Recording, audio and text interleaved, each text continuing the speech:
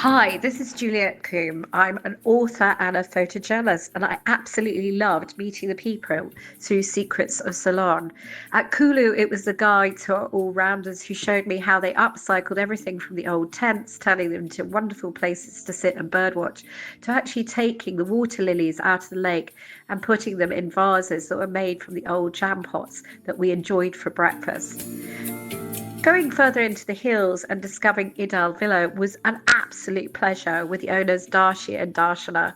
They were fascinating. They told me not only about the train, but also the people, allowing me to go and experience how to do sweet treats in the village, where I had an experience over a wood fire and actually creating my own little cakes, which were absolutely yummy.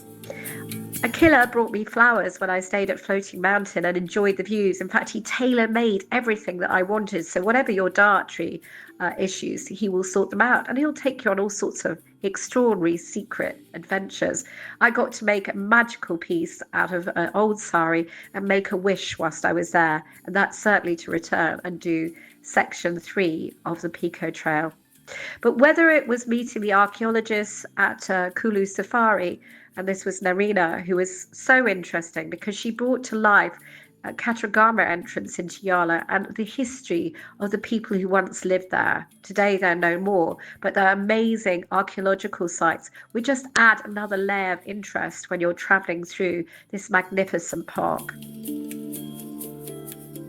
Imagining waking up and going off on your very own ox cart journey with Izuru at Hotopolla, which is a magical place in the heart of the triangle of coconuts. Here I got to actually have a go at pulling one out of a tree and also learning how to make rope.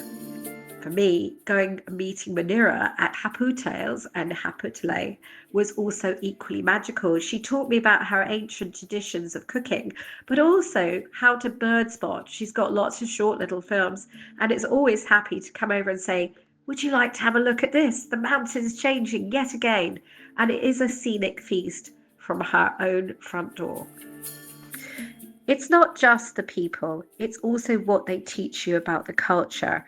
It's about the food, it's about actually having a go, it's about jumping into a waterfall and having fun.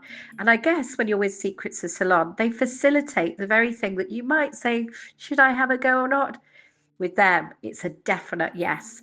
And part of the fun is just getting in there and actually experiencing all that Sri Lanka has to offer.